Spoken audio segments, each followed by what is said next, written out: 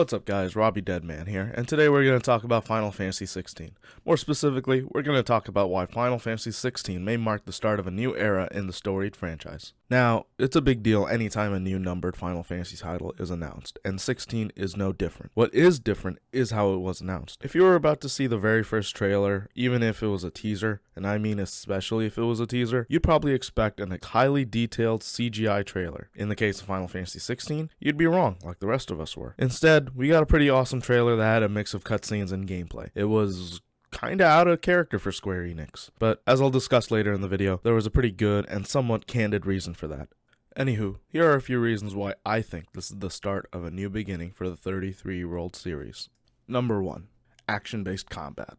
Now, you might think, wait a minute, Robby, did you forget about Final Fantasy VII Remake and Final Fantasy XV? Those games implemented real-time, action-based battle systems. You're absolutely right. The last two main entries, and by main entries I do mean numbered titles that are not direct sequels of original titles, contained kinda fast-paced combat mechanics. However, they both included a turn-based alternative mechanic that served more or less as a turn-based substitute. With 15, it was wait mode, a mode that allowed the player to freeze time for a bit so that they choose their next course of action. In FF7R, classic mode essentially did most of the fighting for you. Whichever character you were controlling would attack, guard, and dodge automatically until a bar of the ATB gauge would fill up. Once filled, similarly in 15, the action would slow down quite a bit to allow you to decide what ATB move you were going to use. So while they were action-based from the get-go, both of those games provided a turn-based like alternative. And while that may seem like a small technicality, the way combat looks in Final Fantasy XVI reeks of Devil May Cry.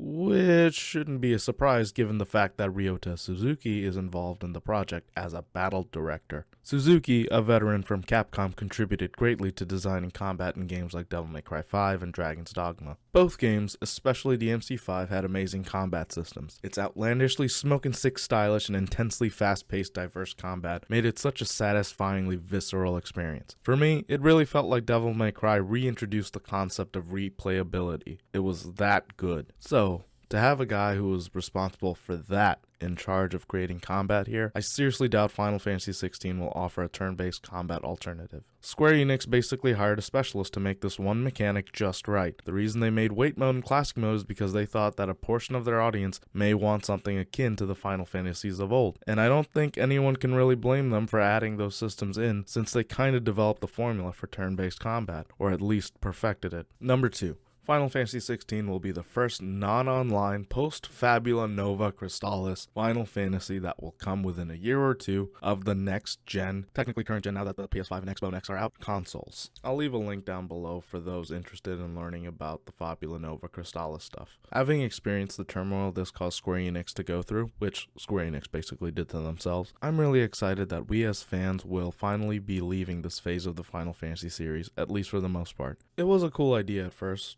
kind of like Square wanted to return to its roots in a way, focusing more so on crystals and making them as story significant as they were in the old Final Fantasies. It just wasn't executed that well. Those are my 2 cents on it at least. But like I said, that seems like it won't be the case for Final Fantasy XVI. There's been no mention of it being related to the Fabula Nova Crystallis, and I'm oh so happy about that. That and also 16 being a single-player Final Fantasy. Don't get me wrong, after the massive amount of fixes that went into essentially remaking Final Fantasy XIV and making it into one of the best MMORPGs ever, the Final Fantasy series needs to have its stellar single-player experiences. Also, knowing that Yoshi P will be involved is good enough to make me breathe a sigh of relief, as I'm sure it is for the rest of you guys. I mean, how long has it been since we've received a Final Fantasy game that came out this close to a console launch? I'll tell you. Final Fantasy X. Yeah, back in the Square Soft days, nearly 20 years ago. Do you know how much of life I've had to suffer since then? Anyway, moving on to my next and final point. Number freaking 3. We're going back to fantasy, baby. Yeah! We got knights, we got dragons, my lord, my lady. That's a bunch of malarkey! 20 years ago, Final Fantasy IX, which I recently just played and it's freaking awesome, was released to us, claiming that it truly was a return to the classic fantasy of yesteryear. It certainly was that, and much, much more. But since then, we've been getting a mix of fantasy and some, machinery. I can't believe we're flying through the sky in this. A machina! That isn't to say that if there are machines and somewhat advanced technologies, that automatically disqualifies a game from being a fantasy type of game. It's just been a mishmash of fantasy and sci-fi elements recently, which is totally fine. There just wasn't much of the medieval or feudal type of fantasy. You know, the type where people speak in weird Shakespearean ways and not as informal as they do in modern times. Say that again!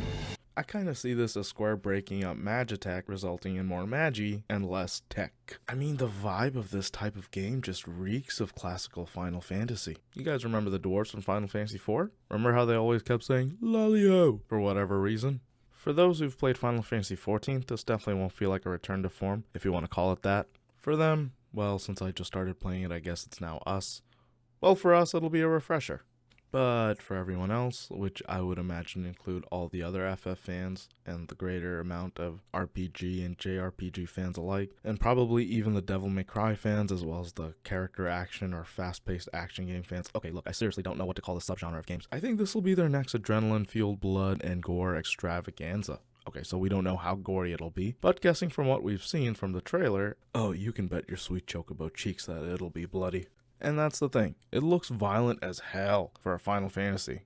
No Final Fantasy, with the exception of Type 0, has ever been M-rated, but 16 looks to be the first M-rated mainline Final Fantasy title.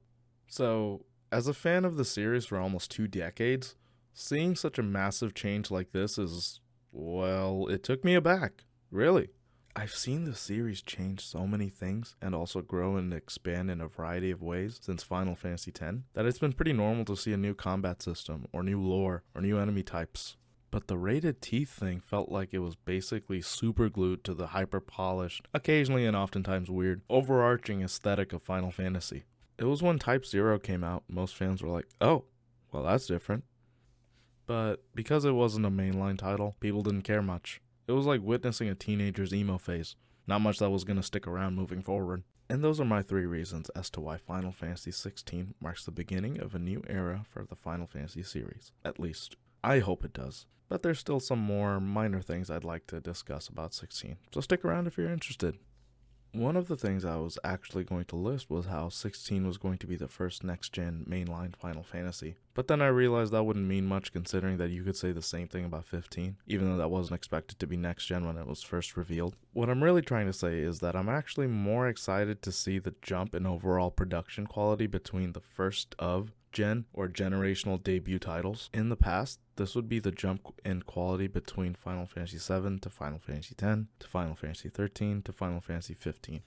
And while I would say I'm in the camp that agrees that 15 was a great game but not a great Final Fantasy, you can see why I'm so excited for 16. Although technically I believe 14 was the first mainline Final Fantasy that came out for the PS4, I wouldn't categorize that as the first PS4 Final Fantasy since it was already out for the PS3 and PC. Now, regarding combat, I personally prefer an action-based combat system. The thing I noticed about the battles in FF15 and FF7R were how dynamic they felt. I felt like there were more possibilities for things to go wrong, where the enemies would find a way to gain the upper hand against me and my party. It felt like a real struggle. That's not to say that in turn-based Final Fantasies, there aren't any difficult battles or enemies. There certainly are. However, and this is in regards to active turn-based combat, when you have time to make a move and not worry about the enemy to do some sort of crazy spaz attack or AoE to throw you off, it just feels like you can always find a way out. And that certainty of knowing that you can strategize your way out of a sticky situation and not worry about the boss or whoever to use a move that'll turn the tables around you just doesn't click with me. Maybe it's because I'm older and need something more invigorating in my games nowadays. Or maybe it's because I think other studios like Atlus's P Studio, that is their Persona team, does a better job at making turn-based combat systems. Nonetheless, great action combat done creatively makes for an amazing game. I'd also like to see more use of the environment in combat. If you guys remember Sleeping Dogs, God, that was such a great game. Then you'd probably remember the different objects Wei could use against its enemies. On top of the martial arts combat, this really set it apart from games like Arkham City or Grand Theft Auto, albeit for different reasons than combat in comparison to GTA. So, if FF16 can pull that off, which is really just me hoping that it gets added on, I think we'll witness some real top 5 Final Fantasy potential. From what we've seen already though, I think the combat is going to be awesome. The fact that they hired someone who worked on Devil May Cry 5 to oversee all the combat just makes me confident in the new battle mechanics they're going to implement. I mean, look at the comparison. So, I sent in the Dragoons. Imperial Vipers. Do they really mean to invade us? Oh, and this I kind of forgot to mention in the earlier segment, but FF16 doesn't seem to pull its punches in the violence department. I swear, I'm gonna start calling this game Final May Cry at this point. I mean, look at this boy. Look at him. I don't know who died in front of him, but damn, that looks like instant trauma right there. Now, trauma isn't something new to Final Fantasy, but it's usually not depicted this gruesomely. So seeing some actual blood and gore on screen will be very interesting. And that's basically it for this video. If there's something I hadn't brought up or something that you wanted to discuss, please comment below. And given that this is my first video on YouTube, you may think I'm going to be a Final Fantasy YouTuber, but actually, I plan to make videos on various nerd culture type of stuff. This will include video games for the most part, but nothing is set in stone as far as the future videos go. And with that, I'll see y'all in the next one.